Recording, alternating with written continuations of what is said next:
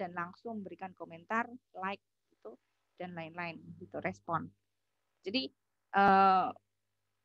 juga tips yang lain adalah gunakan hashtag yang itu untuk mempermudah pencarian gitu. Hashtag itu memiliki kekuatan untuk visibilitas namanya. Jadi dia agar mudah landing ke page-nya kita. Gitu. Nah, ini kasus yang pertama saya kasih contoh. Misalkan ini adalah Angkasa Pura gitu. Angkasa Pura ini Angkasa Pura itu kan dia yang untuk mengelola airport gitu ya, bandara gitu. Nah, di Angkasa Pura dia punya apa aja? Pertama Facebook, terus Twitter, terus YouTube, Instagram, kontak center, sama apps. Gitu. Jadi mobile apps gitu. Jadi kalau misalkan mau tahu gitu apa saja yang ada di bandara misalkan itu kita bisa buka apps-nya aja. All about information ada di situ gitu. Tapi kalau misalkan kita malas download gitu kan karena kan ngabisin space ini ya storage manajernya gitu. Jadi mungkin kita bisa buka yang medsos-medsosnya ini gitu. Oke. Nah, jadi pasti itu punya banyak kanal sekarang ini ya. Jadi kita ngomong nggak hanya press release aja penulisannya, jadi sekarang kita arahnya adalah pada pengolahan konten sosial media. Jadi semuanya pasti itu dioptimalin. Jadi kalau kalian nanti campaign, nggak hanya satu di Instagram doang, tapi bisa dipertimbangkan menggunakan channel-channel yang lain gitu, yang terintegrated atau saling support gitu. Karena masing-masing itu punya audiensnya sendiri-sendiri gitu. Terus ini contohnya. Sekarang contoh cara penulisannya gitu ya. Ini Angkasa Pura tadi ya.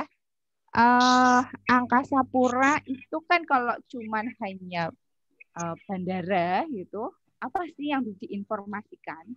Banyak, salah satunya adalah misalkan ngomong tentang fasilitas yang ada di bandara, yaitu Tourist Information Center. Ini fotonya, ini kan berupa foto. Oke. Apa sih? Jadi kita identifikasi foto ini ya. Apa sih yang ada di foto? Jadi ketika kalian ambil foto, itu enggak ngasal, tapi dipertimbangkan story atau cerita yang muncul di foto itu apa. Misalkan ini adalah ada 1, 2, 3 gitu ya, yang berdiri terus tangannya ini loh menyambut gitu, welcome gitu, selamat datang gitu di Tourist Information Center kami. Nah ini ditampilkan ini seperti ini gitu. Yang kemudian settingan yang lain itu adalah memperlihatkan tulisan informasi ini apa dan aktivitas yang ada di Information Center ini. Terus juga diberi judul di sini. Apa sih yang mau disampaikan gitu? Adalah one stop service-nya gitu. Nah, oke, ini adalah yang picture-nya. Nah, gimana kemudian yang teksnya kalau di Instagram itu disebut dengan caption-nya gitu. Nah, caption-nya gunakan atau berikan sisipan hashtag. Oke, berikan sisipan hashtag. Hashtagnya itu apa gitu ya? Bisa kalian tentuin sendiri itu. Misalkan kalau ini Angkasa Pura itu mereka menyebut audiensnya itu dengan sahabat AP1 gitu. Angkasa Pura kan ada banyak ya. Nah ini AP1. Kayak misalkan Suara Merdeka itu sebutannya Sobat Suara Merdeka gitu. Terus apa namanya? Ya, jadi sebutan-sebutan ke mitranya tuh apa gitu. Jadi misalkan ini adalah sahabat AP1 gitu. Untuk mempermudah penumpang mendapatkan informasi pariwisata, kini memiliki ini gitu. Nah, yang harus ada atau gimana sih cara menulis untuk caption gitu. Storytellingnya gimana sih istilahnya gitu ya. storytellingnya gimana gitu. Pertama itu adalah intinya dulu. Jadi piramidanya itu adalah piramida terbalik. Jadi intinya itu adalah di kalimat awal yang kemudian bisa misalkan kalian enter titik seperti ini itu sebagai pemisah kalimat atau sebagai pemisah cerita gitu atau untuk menguatkan. Jadi yang kedua ini adalah menguatkan lebih detailnya gitu. Jadi ini lebih detailnya, jadi lebih spesifik. Jadi kan piramida terbalik kan segitiga kebalik itu. Jadi yang besarnya, inti besarnya itu di sini, kemudian yang spesifik itu di berikutnya. Berikan sisipan hashtagnya juga. Ini kayak misalkan ini ya, hashtag sahabat api. Nah, terus ini adalah event kan, berbagai negara di AM 2018 Bali. Jadi itu adalah ada event internasional di Bali. Jadi dia menyasar untuk wisatawan atau peserta event itu. Jadi kan kalau event itu dia bisa nge-search gitu kan. Nah, kita pakai hashtagnya aja. Jadi bisa sama Indonesia bangga gitu ya. Gitu. Jadi itu terakhir ini kan biasanya banyak caption gitu ya. Hashtag gitu. Jadi hashtag itu untuk sekiranya banyak yang melihat ini gitu. Dan hasilnya adalah ribuan yang like gitu ya. Gitu. Jadi ini adalah pekerjaan humas dan penulisannya sekarang salah satunya adalah seperti ini. Gitu. Contoh berikutnya, gitu. Nah, ini itu nggak ada tokoh yang ditampilkan. Kita cuma pengen bicara tentang kenyamanan. Makanya pemilihan yang ditampilkan dalam gambar ini adalah sofa. Nyaman menunggu penerbangan. Jadi bukan yang kursi panjang, padahal di situ juga ada gitu ya. Bukan yang kursi panjang yang ada itunya, enggak. Tapi adalah yang ditampilkan adalah sofanya ini. Jadi semua yang kalian tampilkan di sini adalah bercerita. Oke. Terus sekarang ke caption. Nah, kalau yang ini adalah salah satu contoh yang engagement rate-nya tinggi untuk unggahan. Atau kan kalau keberhasilan sebagai evaluasi konten itu namanya adalah kita tahu engagement-nya berapa gitu. Berapa yang like, berapa yang komen. Kalau misalkan yang tadi ini lebih mati gitu. Karena nggak ada pertanyaan. Bedanya yang ini lebih hidup. Taruhlah di sini adalah ada 18 komentar gitu. Sebagai contoh. Dan like-nya pun lebih banyak sedikit ya, 3.500 gitu. Kok bisa gitu? Karena di sini adalah misalkan ini kata kuncinya di sini. Pertama ada kata yuk. Oke. Terus kemudian share tempat favoritmu di sini gitu. Biasanya nungguin flight di lounge atau ruang tunggu, ada tanda tanya di sini. Nah, akhirnya banyak yang jawab. Kan tadi salah satu karakteristik milenial itu kan impulsif ya. Impulsif itu tiba-tiba gitu, nggak direncana gitu. Atau kalau ada sesuatu yang nyentil gitu, itu orang akan komen gitu. Nah, komennya otomatis harapannya adalah hal-hal yang baik. Bahwa jangan lupa untuk humas itu adalah untuk reputasi baik gitu ya. Gitu. Jadi bukan yang kontroversial. Nanti itu blunder gitu. Jadi ini akhirnya dia dapat 18 komentar. Jadi kalian bisa nanti memilih yang mana gitu. Tapi kalau saya sih untuk biar lebih ukuran engagement-nya itu tinggi, jadi pakai model yang seperti ini gitu. Gitu untuk campaign gitu kan untuk menarik perhatian bahwa kita punya kegiatan ini gitu. Atau nanti bisa dikolaborasikan sih. Tuh. Nah, terus ini. Jadi kayak misalkan Kementerian PUPR itu humasnya kreatif banget gitu dia. Jadi misalkan dia pakai unggahan yang menampilkan apa nih, ada film X-Men gitu. Menterinya disuruh ala X-Men. Terus misalkan kalau teman-teman perhatiin itu kan misalkan yang Pak Hendi itu sering juga tuh Pak Hendi apa namanya bikin konten tentang Semarang gitu yang ngikutin apa yang lagi tren. Gitu. Jadi kalian bisa bikin pertama coming soon. Apa sih yang mau dikerjakan sama Kementerian PUPR? Kok dia X-Men? Yang waktu itu adalah bikin semacam pembangun. Jadi Kementerian PUPR ini nanti teman-teman bisa search gitu ya. Jadi itu ada bangunan semacam markas X-Men ini di Papua. Itu. Dan saat itu adalah menginformasikan kita launching gitu ya, launching bahwa telah berdiri jadi kayak apa namanya? Markas pembangunan PUPR ini mirip banget kayak markas X-Men gitu. Jadi keren banget gitu. Tapi itu nggak banyak dipublish sih dia gitu. Jadi itu hanya di officialnya aja. Gitu. Jadi bikin konten yang berdasarkan budaya populer untuk menyampaikan nilai-nilai yang menarik dan engagement khasiatnya itu dapat gitu. Nah, terakhir akan saya putarkan apa namanya? Ini satu konten podcast yang temanya itu adalah hari raya gitu ya, yaitu mudik. Oke, saya akan dulu.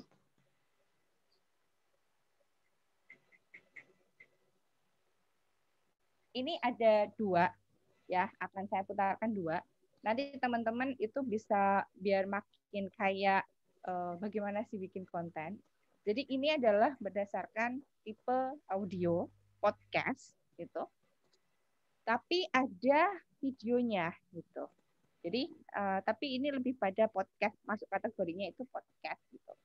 Nah, podcast yang ditampilkan di media sosial, diunggah jadi konten itu kayak gimana sih gitu, adalah seperti ini misalkan contohnya.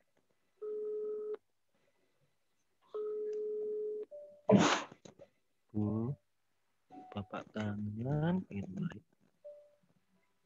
Pak, situ mulai desa. Angger oleh aku nyuwun. Ditunda dhisik. Aku ngerti nek sampean kuwi. Aku karo anak-anak iki padha kangen itu, Pak. Tapi wayah koyo ngene iki rasane angel awake dhewe ngumpul. Sawetara iki awake dhewe kudu sabar diri. Nanti pagebluk iki wis ora ono meneh. Sing penting Bapak cukup kesehatan ya. Bapakku kuning kuno. Aku karo anak-anak yang ngukuhi kene.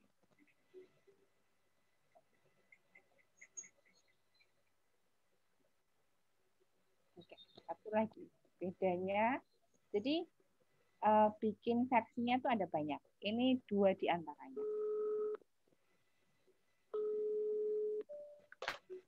Bu, bapak kangen pengen balik. Pak, situ mulai desa. Angger oleh aku nyuwun. Ditunda dhisik. Aku ngerti nek sampean muda. Oh, ternyata sama, Mbak. Karo anak-anak iki padha kangen. Tapi wayah koyo ngene iki rasane angel awake dhewe ngumpul. Sawetara iki awake dhewe kudu sabar diri. Nanti pagebluk iki wis ora ono meneh. Sing penting Bapak jaga kesehatan ya. Bapakku kuning kuno. Aku karo anak-anak yang ngukuhi kene.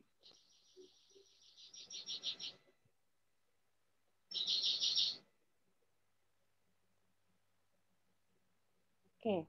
Jadi sebenarnya itu ada banyak versi ya, tapi ternyata saya ini nge-save-nya sama gitu. Jadi versi itu larangan untuk mudik gitu ya. Larangan untuk mudik ada yang berbahasa Indonesia dan ada yang berbahasa daerah. Itu tadi adalah berbahasa Jawa. Ada yang lain adalah bahasa Sunda, bahasa lain-lain juga ada gitu. Bahasa Batak gitu ada. Nanti bisa teman-teman search di YouTube gitu. Jadi itu adalah yang bikin dari Humas itu, dan itu adalah produk tulisan PR sekarang ini. Jadi create content itu adalah skill menulis yang harus dimiliki seorang Humas. Itu gambarannya. Dan itu adalah audio gitu, audio based gitu. Itu kan apa namanya podcast gitu yang kemudian diketik kembali, ditulis ininya bukan terjemahan, apa namanya teksnya gitu, untuk memudahkan kalau misalkan orang itu hanya melihat gitu, memudahkan apa sih tadi yang diomongin gitu. Jadi itu menguatkan makna gitu. Jadi itu bisa kalian jadikan salah satu kreatif konten yang kemudian jadi bahan untuk campaign. Oke, jadi itu sekian. Terima kasih. Sehat selalu. Silahkan kita lebih pada sesi discuss-nya aja. Oke, terima kasih. Oke, terima kasih Mbak Heni. Kita udah belajar banyak ya, ternyata penulisan PR masa kini itu nggak sekadar ngirimkan tulisan press release ke media ya teman-teman, tapi lebih ke bagaimana caranya kita bisa membuat kreatif konten itu. Nah, tadi kita sudah belajar banyak dengan Mbak Heni, mungkin bisa langsung sesi tanya jawab. Mungkin ada teman-teman yang mau bertanya terkait tentang kreatif konten ini, bisa langsung ditanyakan ke Mbak Heni. Oke, silakan teman-teman yang mau bertanya. Tanpa ada perencanaan.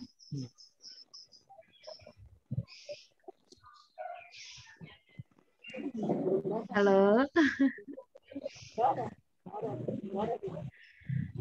Teman-teman mungkin ada yang mau bertanya?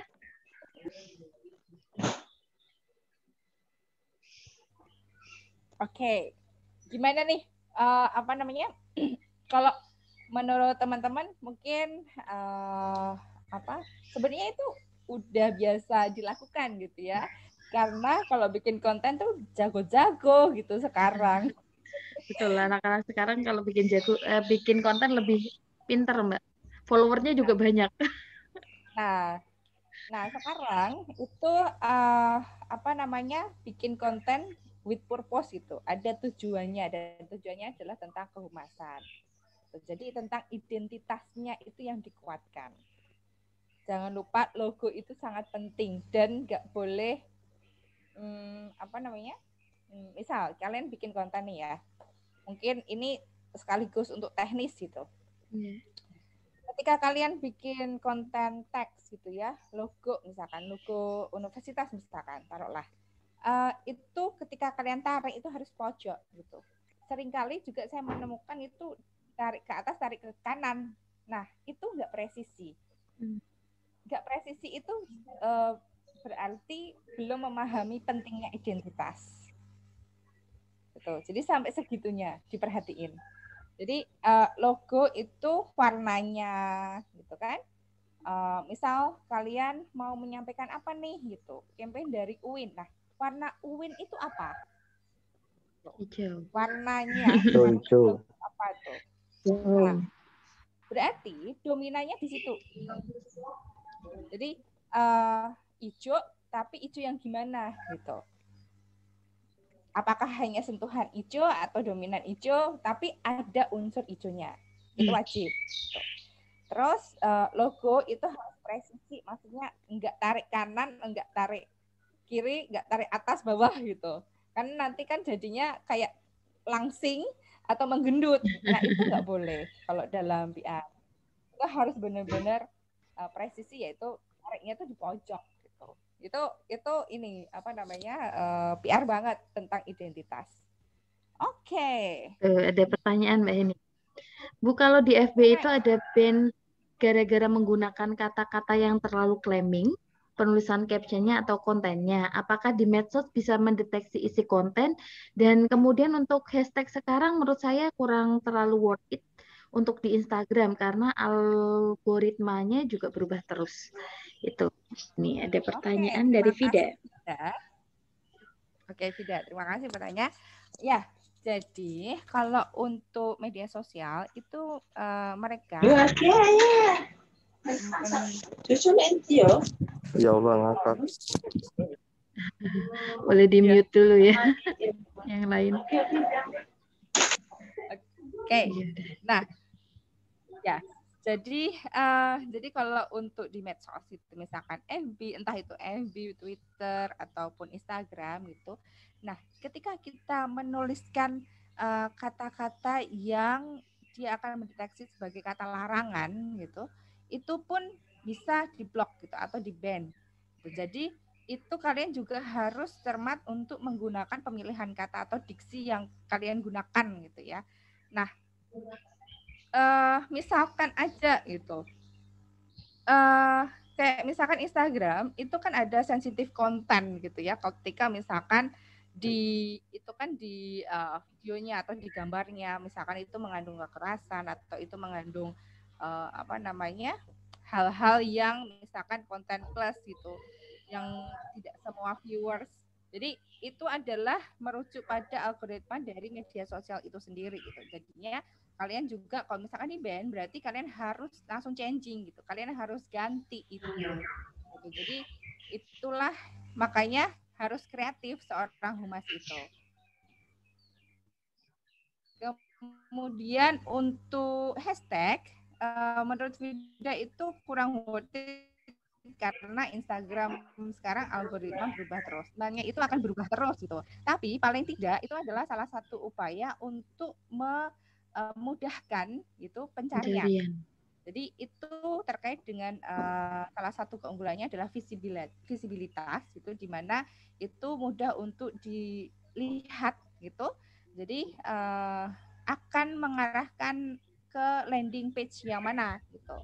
Jadi algoritma Instagram, algoritma Facebook, atau bahkan kalau misalkan kita nulis rilis aja, sekarang itu adalah nulis rilis berbasis SEO gitu, search engine optimization gitu. Jadi semuanya kita bermain pada kata-kata yang sekiranya itu apa yang lagi trending gitu. Jadi makanya itu sudah ke trik yang secara teknis ya kalau ini gitu. Tapi sebelum masuk ke teknis, mungkin kita sebagai awal itu adalah penguatan dari sisi kreatifnya dulu. Gitu. Jadi kalau sisi kreatifnya udah optimize itu nanti sambil jalan kalian bisa mempelajari terkait dengan algoritma yang nanti membantu pekerjaan PR. Apa bagian kok isinya? Siapa tetap apa ya? Oh iya, kok nggak saja? Orang aku memuncimu. Oh. Ya, ada pertanyaan lagi. Ya, bagus Nila. Oke, Nila. Misalkan bikin konten sosmed tapi tentunya kalau beli follower itu cepat banget gitu ya, cepat banget cuman kan kemudian itu followernya yang real atau fake gitu, maksudnya itu robotik atau memang real itu digunakan untuk daily gitu. Jangan-jangan nanti kalau kita beli follower itu kita nggak tepat sasaran gitu, hanya besar di size followernya aja tapi isinya kosong gitu, maksudnya itu akun-akun yang nggak aktif digunakan oleh daily activity-nya si si owner akun itu gitu. Jadi sebaiknya ketika followernya masih sedikit, gunakan cara-cara yang tadi membuat konten yang sekiranya itu adalah engagement rate-nya itu bisa kita kita tingkatin, atau kita bisa menggandeng, jadi kita ngetak gitu, atau kita meminta bantuan gitu. Tadi kan ada macam-macam, salah satunya adalah endorsement itu misalkan. Endorsement itu juga bisa meningkatkan jumlah follower, atau misalkan orang-orang yang repost itu juga bisa. Jadi, atau di story kemudian ngetak gitu kan, itu jadi makanya kita harus memainkan yang namanya network gitu, jaringan gitu. Jadi ketika followernya masih sedikit, don't worry gitu ya.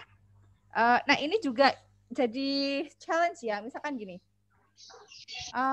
ketika campaign gitu ya, apakah kita membuat akun medsos baru sebagai own media, atau kita pakai akunnya kita yang misalkan followernya udah gitu, udah ribuan misalkan gitu ya. Yang mana nih buat campaign? Nah, buat campaign pertama adalah bikin akun untuk officialnya. Tapi jangan lupa bahwa untuk orang landing di campaign campaignnya kita tetap harus menggunakan yang akun-akun followernya jumlahnya ribuan itu tadi. Misalkan kita sendiri gitu ya, sebagai penggiat campaignnya, yang berarti kita berikan informasi untuk orang-orang melihat apa yang kita lakukan gitu, untuk mengarahkan gitu. Jadi fungsinya adalah untuk mengarahkan ke sana gitu. Tapi informasi lengkapnya tetap harus ada one page-nya gitu, one account-nya gitu. Jadi gitu. Jadi kayak misalkan nih, campaign tentang literasi digital gitu. Literasi digital itu kan ada penggiatnya namanya siberkreasi gitu. Nah, siberkreasi itu dia concern ke all about bagaimana mengedukasi masyarakat agar aware terhadap pemanfaatan digital gitu. Nah, itu kan followernya itu kalau sekarang udah banyak gitu. Mas awal-awal yang dilakukannya adalah orang-orang yang tergabung di siberkreasi sebagai komunitasnya, itulah mereka yang mempromot agar follower-followernya itu melihat akun si siberkreasinya. Gitu. Jadi makanya kemudian banyak yang peningkatannya itu signifikan gitu, karena trusted itu yang direkomendasikan oleh orang-orang yang terpercaya gitu. Orang-orang terpercaya ini adalah orang-orang yang followernya banyak gitu. Kenapa sih orang followernya banyak? Ya karena di trusted gitu. Seperti itu. Oke, ya itu untuk Nila. Berikutnya cara mengirimkan siaran pers. Oke, siaran pers rilis ini ya, terkait dengan rilis misalkan. Cara mengirimkan siaran pers pertama adalah jalin hubungan baik dengan media. Berarti harus kenalan dulu sama media. Kenalan dulu. Ya. Fatimah Zahra. Makasih loh. Ya sama-sama Fikri. Oke. Ya, jadi kenalan sama media itu misalkan bentuknya adalah media relations atau media visit gitu. Kita datang ke media tersebut atau kita undang wartawan ke kegiatan kita gitu. Nah, jadi itu akan apa gitu? Itu akan terbentuk yang namanya keterikatan secara emosional. Gitu. Karena kenalnya itu kenal profesional, tapi ada kedekatan secara interpersonal juga gitu. Jadi kenal, kalau misalkan dapat rilis dari Bu Alifa, tak naikin dulu daripada yang lain gitu misalkan. Karena kenal dulu gitu. Jadi untuk mengirimkan siaran pers itu sebaiknya adalah kalian menjalin relasinya dulu gitu. Jadi kenalan dulu gitu. Kenalannya bisa kita mendatangi atau mengundang untuk ke kegiatan kita. Jadi bisa dua-duanya. Atau ini cara berikutnya, gimana kalau misalkan kayak sekarang ini kan susah gitu ya, kita mengundang atau mendatangi itu kan susah banget nih. Gimana nih caranya? Berarti adalah value beritanya. Pentingnya dari informasi yang akan kalian share. Jadi ketika informasi yang kalian share itu memiliki dampak pada masyarakat, itu pasti akan diutamakan. Nah, untuk bikinnya itu adalah, makanya kalian harus menemukan value itu adalah hal pentingnya itu apa. Itu hal pentingnya apa. Jangan hanya seremonial aja yang dikirim. Tapi inti dari misalkan adalah inti dari kegiatan kampanye itu kalian ingin apa gitu. Jadi value-nya itu pokok pikirannya atau hal penting apa yang harus diketahui sama publik di situ bermainnya. Itu.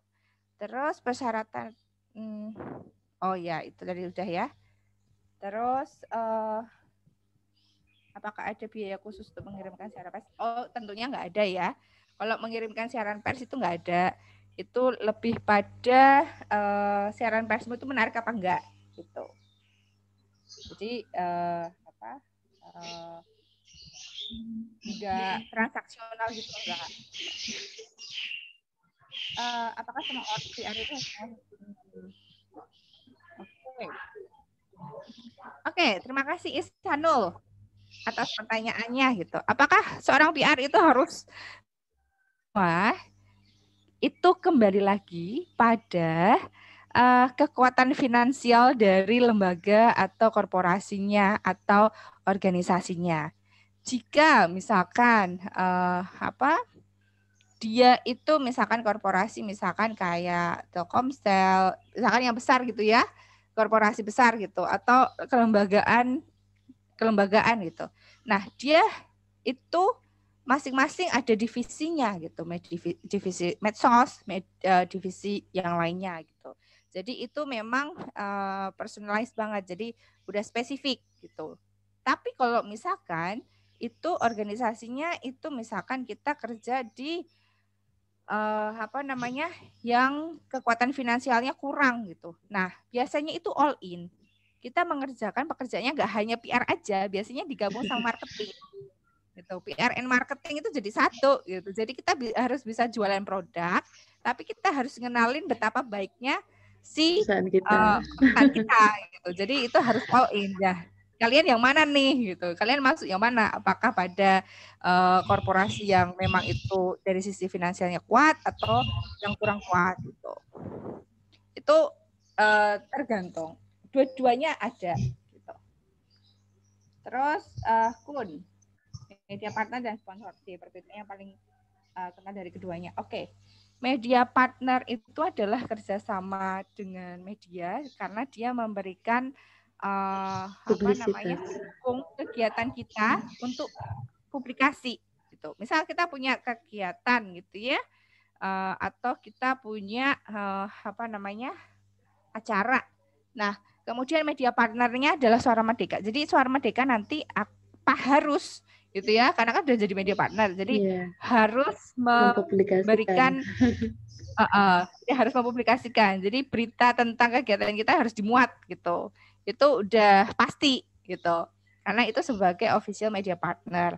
Kalau sponsorship itu lebih luas, maksudnya bentuknya macam-macam gitu. Bisa sponsorship berupa cash money, berupa merchandising, atau bentuknya media partner. Jadi media partner ini part of gitu. Jadi bagian dari sponsorship gitu. Jadi kalau sponsorship itu banyak macamnya, tergantung dia incasnya yang mana gitu. Jadi itu kemudian peraturan peletakan logo. Nah, logo itu kenapa sih gitu? Kenapa sponsorship itu salah satu bargainingnya itu adalah logo gitu. Karena logo itu identitas. Identitas. Nah, identitas ketika misalkan nih kalian punya kegiatan gitu ya. Kemudian kalian bikin proposal untuk pengajuan sponsorship. Itu kan untuk tukarannya atau timbal baliknya itu adalah pemasangan logo di semua media promosi gitu. Nah, misalkan media promosinya adalah pertama banner, spanduk yang di depan kampus maybe. Nah, peletakan logo orang itu akan melihat, oh ternyata misalkan nih Telkomsel gitu ya. Oh, Telkomsel itu sebagai korporasi ternyata care ya dengan kegiatan pendidikan gitu. oh ternyata jadi langsung reminding atau langsung teringat bahwa oh si korporat ini itu mendukung acara ini, berarti dia concern untuk gitu misalkan. Jadi itu adalah identitas. Kenapa logo itu sangat penting dan jangan sampai salah untuk apa namanya ininya ya ini apa namanya peletakannya gitu. Baik itu unsur warna, tulisannya itu benar-benar diperhatikan, letaknya apakah di atas, di bawah, kanan, ukurannya itu semuanya harus diperhatikan. Jadi logo itu sepenting itu gitu. Jadi karena kenapa penting ya karena itu identitas seperti itu. Oke, terus yang berikutnya Irfan, apakah konten atau tulisan untuk promosi itu diperbolehkan tidak adanya kesesuaian? Gimana maksudnya? Misalnya seperti yang di Kota Lama pernah dikritik karena spanduk yang mana ya? Mungkin boleh dibuka mic-nya, Irfan? Yang masih ada sih Bu, kalau di Instagramnya itu saya lihat kayak di jalan kayak yang di jalan yang ada akar-akarnya itu dikasih banner gitu tulisannya jalan ini jadi saksi kisah cinta teralang Tiang Ham dan Roro Mendut gitu, itu kan katanya apa kurang sesuai dengan sejarahnya Kota Lama gitu Bu. Kan ada tujuannya itu maksudnya tuh untuk promosiin atau edukasi begitu, tapi kan itu kurang sesuai gitu loh Bu. Oh ya, maksudnya itu adalah ya berarti itu kan terkait dengan kevalitan data ya, kevalitan informasi yang disampaikan gitu. Yang itu ada kontroversialnya adalah, jadi ini bisa dua hal gitu. Kontroversi itu bisa menjadi hal baik karena itu pay attention orang untuk memberikan respon. Berarti kan orang, jadi kan kalau PR itu untuk awareness, menimbulkan kesadaran gitu ya. Tapi itu juga jangan lupa harus dibatasi sampai kapan gitu. Kalau memang itu tujuannya. Nah, tapi kalau sebenarnya bukan itu tujuannya, berarti kan itu sebenarnya lebih pada verifikasi dari informasi yang disampaikan. Apakah informasi itu benar atau tidak gitu. Maksudnya benar itu kan kalau di sini konteksnya sesuai dengan sejarah atau enggak gitu. Kalaupun belum tidak sesuai sejarah, kenapa dipasang gitu kan? Kenapa dipasang itu kan menyesatkan gitu. Nah makanya itu, nah siapa nih yang bikin Disporapar gitu, Dinas Pariwisata dan olahraga gitu. Nah Disporapar ini harusnya dia memang kalau yang terkait dengan kesesuaian sejarah, dia menilik kembali sejarah yang benarnya seperti apa sih gitu. Tapi nanti bisa ditanyakan juga ke Disporapar terkait dengan sebenarnya tujuannya gimana? Apakah hanya untuk menuai kontroversi agar pay attention atau memang itu tidak mengecek apa yang seharusnya menjadi sejarah sehingga itu menjadi blunder gitu. Jadi itu nanti kalau misalkan yang kedua itu bisa menjadi isu gitu, isu yang harus dikelola itu nanti ranahnya. Makanya ketika kita bikin konten itu adalah usahakan untuk tidak menimbulkan ambiguitas gitu. Jadi enggak makna ganda gitu. Jadi enggak yang kontroversi, bisa positif tapi bisa negatif, tapi hanya positif aja. Seperti itu. Oke, berikutnya dari Hani, bagaimana agar konten kita buat mananya tambah harus? Ya, tentunya dengan pemilihan kata-kata. Jadi sesuaikan segmenmu siapa, target audiensmu siapa. Kalau misalkan nih, target audiensmu itu milenial, terus kalian batasi lagi, itu adalah milenial yang tinggal di mana? Antara milenial tinggal di perkotaan dan misalkan pedesaan, itu kan bahasanya beda gitu ya. Kalian cari kata-kata yang sering digunakan itu apa. Nah, dari situ gitu. Jadi biar orang langsung ngeh gitu. Kayak misalkan tadi gitu ya yang terakhir iklan tentang larangan mudik gitu. Itu kan pakai bahasa Jawa.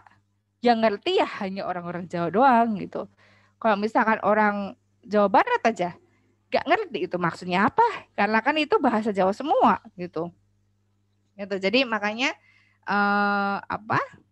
gunakan kata dan bahasa yang sesuai dengan target audience. Ya. Nah, kalau misalkan kalian gunakan istilah gitu ya. Kalau kalian gunakan istilah itu misalkan nih, bisa kalian combine. Kayak misalkan di picture atau di video kalian gunakan istilah, tapi di caption kalian harus beri keterangan gitu. Kayak misalkan gini, mau keren gitu ya, mau keren banget, apa namanya? Salah satu contohnya gitu. Kalian mau pakai kata istilah serendipity gitu. Serendipity. Serendipity itu keberuntungan yang tidak terduga gitu misalkan. Nah, di konten itu ada kata serendipity gitu. Nah, di caption kalian jelasin serendipity adalah gitu. Atau kalau enggak ala Wikipedia atau ala KBBI gitu. Jadi itu adalah orang kan jadi apa nih gitu kan awalnya kan. Tapi kan apa nih itu harus dijawab gitu. Jangan dibiarin aja gitu. Nanti nggak nyampe pesannya. Nah, apa nih dijawab itu bisa diberikan keterangan di caption. Seperti itu. Ya, kemudian dakwah enggak maksudnya masiran ke dakwah ininya deh. Sorry. Nah, ramai banget isu teror dan beberapa kejadian. Nah, apakah kita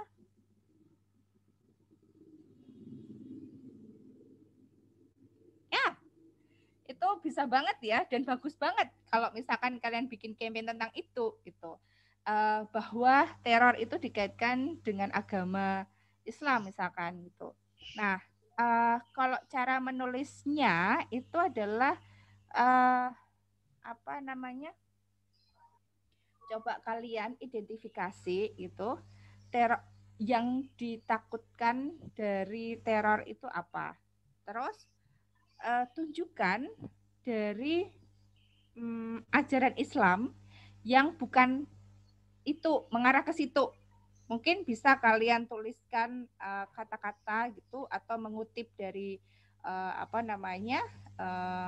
ayat gitu ya. Jadi itu menjadi dasar dalam pembuatan kalimat.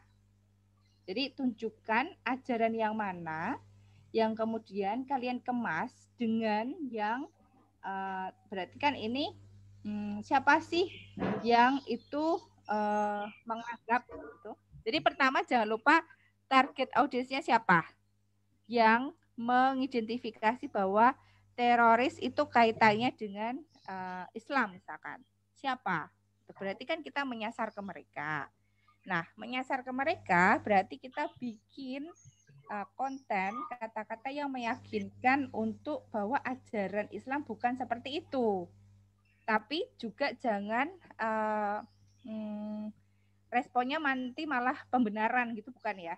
Jadi lebih pada memberitahu, menginformasikan, to inform, tapi bukan untuk mengklarifikasi. Jadi itu beda. Jadi to inform yang bisa nanti kalian tambahkan dengan salah satu goals-nya adalah to convince, to meyakinkan gitu. Jadi to inform tambah to convince itu sebagai goal-nya. Nah, kontennya kalian cari gitu ya, kutipan gitu atau ajaran yang terkait dengan bahwa agama Islam itu adalah agama yang tidak mengarah pada terorisme. Seperti itu. Jadi harus kalian cari gitu. Kalau yang mana harus kalian cari. Gitu. Terus yang di perusahaan kena musibah. Ya, krisis kalau ini ya. Nah, krisis kayak misalkan kemarin itu pesawat jatuh gitu ya. Pesawat jatuh itu. Nah, pesawat jatuh itu kan PR-nya harus segera memberikan informasi gitu. Korbannya berapa banyak, bagaimana kejadiannya, kok bisa jatuh gitu kan? Apakah ledakan itu di atas atau di dalam laut atau bagaimana gitu. Nah, untuk penanganan krisis ini pertama untuk bikin rilisnya itu adalah tentunya dikoordinasikan dengan tim-tim yang ada di lapangan gitu. Karena kan untuk menginformasikan apa yang terjadi itu adalah tugas PR. Jadi untuk mengembalikan nama perusahaan lebih baik gitu ya, itu adalah tugas bersama semuanya pastinya. Tapi yang menyampaikan itu adalah PR sebagai garda depan atau pertamanya gitu. Nah, tentunya tidak hanya PR-nya aja gitu. Tentunya kalau misalkan posisi krisis, yang paling terpercaya untuk menyampaikan informasi adalah pimpinannya atau kepalanya atau direkturnya gitu. Jadi ketua KN Komisi Nasional penerbangan dari sisi penerbangannya, terus habis itu dari sisi maskapainya dan juga dari sisi pemerintah. Jadi itu leader-leadernya lah yang menjadi spokesperson atau juru bicara. Tapi PR yang mengakomodir semua itu, yang mengarrange atau menata, yang merencanakan gitu. Jadi hal-hal teknis bisa disampaikan dari PR, tapi hal-hal yang kebijakan itu akan jauh lebih dipercaya ketika itu CEO yang ngomong seperti itu. Terus ya, jadi itu Fikri. Jadi bidang lain itu misalkan support data gitu ya. Itu tapi nanti yang ngomong PR-nya atau CEO-nya. Jadi itu udah ada namanya SOP untuk crisis management itu. Jadi kalaupun nggak ada, itu yang bikin harus PR-nya gitu. Kalaupun nggak ada SOP-nya. Gitu. Oke, udah. Oke, sudah. Ya udah, banyak sekali pertanyaannya ya Mbak Heni. Oke, pertanyaannya mantap-mantap. Iya, alhamdulillah bisa belajar banyak sama Mbak Heni. Mungkin tadi kan banyak berbicara tentang halayak ya Mbak dan banyak media. Nah, mungkin bisa membantu ke teman-teman pesan yang seperti apa itu dan penentuan halayaknya itu misalnya kayak kalau kita mau nyasar halayak yang seperti ini. Nah, media sosial yang paling tepat yang digunakan itu misalnya Instagram. Kemudian kalau yang untuk Twitter itu yang kayak gimana? Kemudian yang untuk Facebook kayak gimana dan lain sebagainya. Mungkin bisa ditambahkan penjelasan itu untuk membantu nanti teman-teman kalau mau buat kampanye PR karena nanti kampanyenya pastinya tidak hanya yang menjadi targetnya para anak-anak milenial ya, tapi juga misalnya bisa untuk orang tua atau ke anak-anak seperti itu. Tambahan pertanyaan, Mbak. Oke. Oh iya, oke. Jadi kalau misalkan dalam membuat konten gitu, pertama identifikasi karakteristik dari media sosial. Taruhlah kita melihat dari usia gitu ya. Kalau misalkan Instagram dominasinya tuh usia yang mana sih gitu. Generasi X, Y, Z itu atau yang mana gitu. Atau jangan-jangan generasi alpha gitu. Generasi alpha yang masih baby gitu ya, yang balita gitu. Nah, kalau Instagram dia itu kan dia bisa menampilkan video, terus kemudian foto gitu. Nah, itu adalah pada visual gitu. Nah, menggembungnya itu adalah generasi XY. Kalau untuk usia misalkan orang tua kita yang usia 40 sampai 60 misalkan, itu mereka akan lebih cenderung menggunakan Facebook gitu. Di mana mereka saling berkomunikasi dengan teman-teman semasa SMP, SMA gitu ya. Reuniannya itu adalah di Facebook gitu. Yang sekarang Facebook itu kan satu grup sama Instagram. Jadi makanya ada story juga gitu. Jadi mereka pun sebenarnya sudah dikenalkan dengan mengekspresikan diri kegiatan sehari-hari itu dengan Facebook Story gitu. Dan satu lagi sebenarnya adalah WhatsApp gitu. Jadi WhatsApp itu juga menjadi media yang jadi mungkin nanti teman-teman juga bisa menulis atau membuat satu lagi itu adalah blasting lewat WhatsApp ini broadcast message gitu. Itu makanya kan tinggal forward. Nah, itu adalah jaringan gitu, forward. Dan ketika misalkan ibu-ibu dia akan lebih betah membaca itu adalah di WhatsApp gitu. Ketika misalkan mereka tidak memiliki media sosial apapun. Terus kalau untuk Twitter itu adalah targetnya pada usia-usia yang sekiranya mereka memiliki pemikiran kritis, lebih kritis dibandingkan si pengguna Instagram dan Facebook gitu. Kalau Instagram itu lebih pada eksistensi diri gitu, kalau yang Twitter itu lebih pada isu-isu apa nih gitu. Jadi lebih pada informasi. Jadi haus informasi tapi dia diberikan konten yang tidak terlalu panjang gitu. Jadi kalau konten agak panjang kayak tadi caption yang saya beri contoh di Angkasa Pura gitu, itu cocoknya di Instagram dan Facebook gitu. Karena hanya to inform aja, jadi itu lebih ke all segmen gitu. Jadi kalau nanti sama bahasa ya. Jadi bahasa itu kalau misalkan yang sasarnya di Facebook itu adalah orang tua gitu, itu bahasanya tentu akan lebih formal, nggak sesantai kalau misalkan nulis di di Instagram gitu. Seperti itu. Jadi itu mungkin yang sebagai gambarannya untuk pemilihan platform.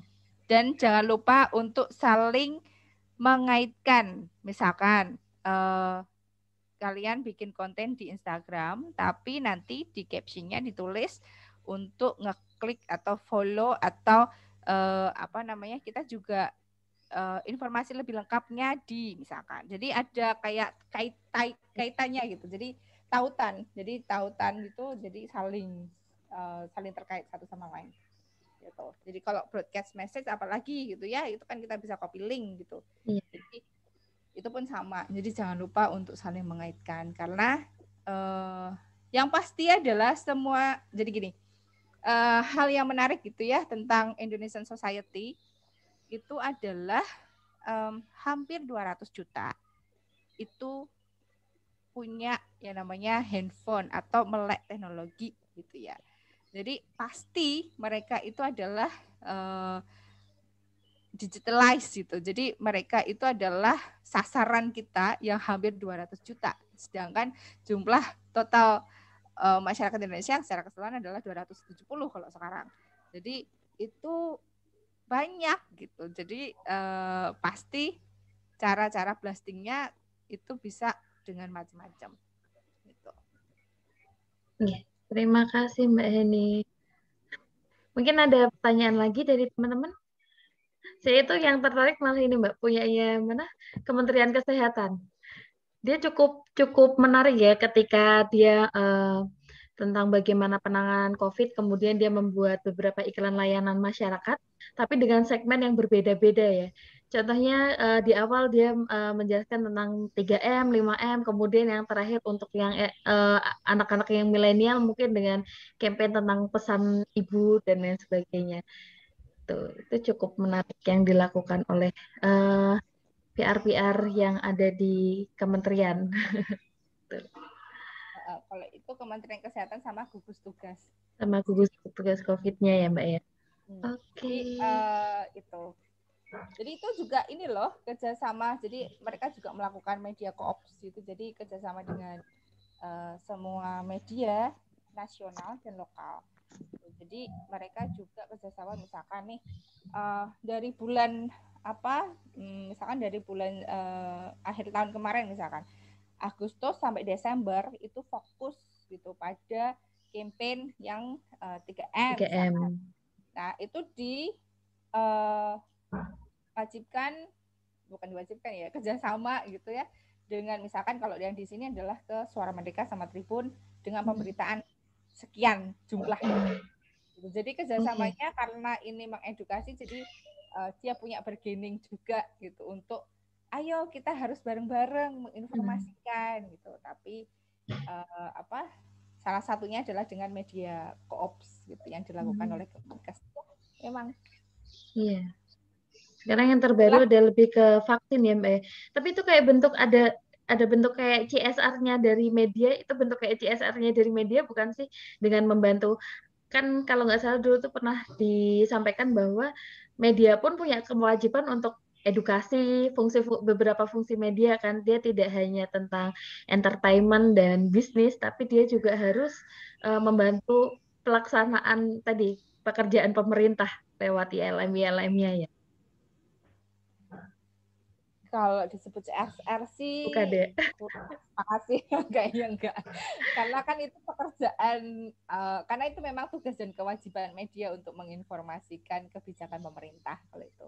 Makanya harus media itu mendukung apa yang dilakukan pemerintah, karena apapun yang menjadi kebijakan pemerintah itu adalah menjadi kepentingan dari masyarakat. Jadi agenda media itu dipengaruhi oleh agenda publik.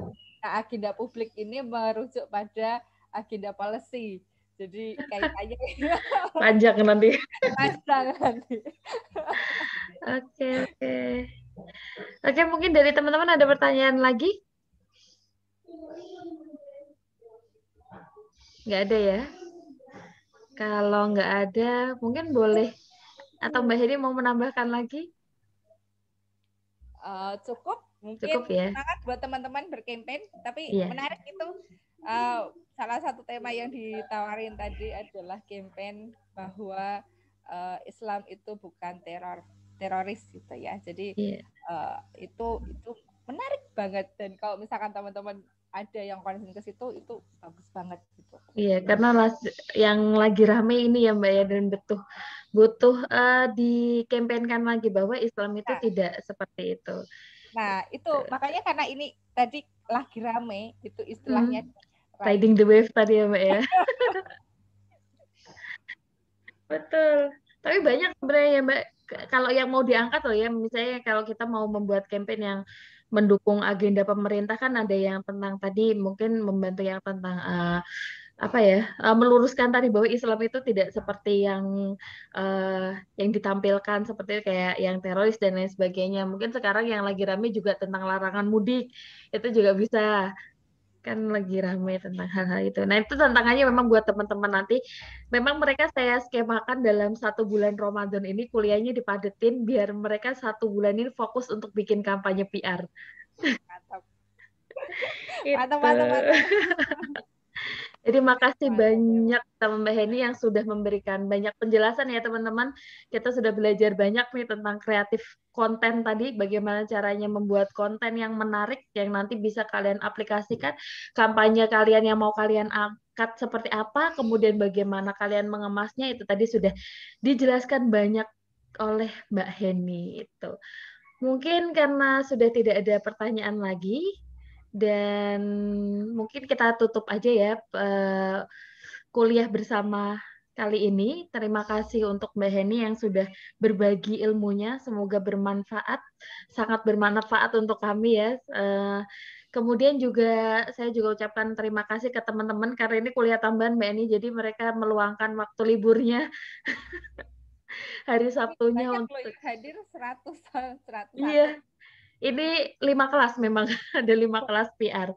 Itu saya padatkan, saya ngundang Mbak Heni untuk memberikan penjelasan tentang kreatif konten itu.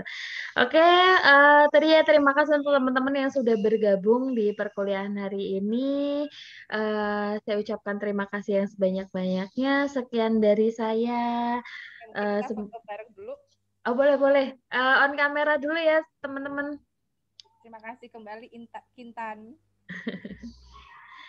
Ayo kita on kamera terlebih dahulu ya.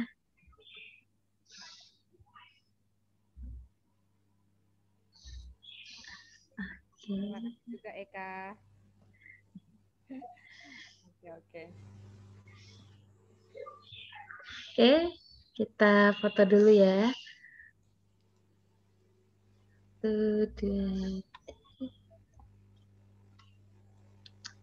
Ada 4 layar, bentar. Yang kedua, yang lainnya di on kamera terlebih dahulu.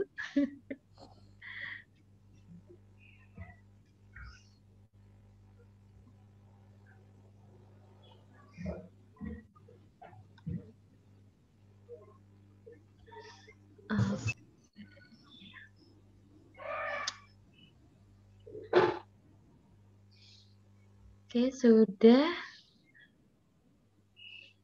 Mungkin bisa kita akhiri ya Mbak Eni ya. Semoga Mbak Eni sehat selalu di masa pandemi Ya. ini. Udah vaksin Mbak? Udah ya? Semua juga. Oh sudah. Sudah, alhamdulillah udah vaksin ya. Sudah. Semoga. Ini rencananya kita semester depan semoga udah bisa blended learning. Kalau di Udinus gimana Mbak?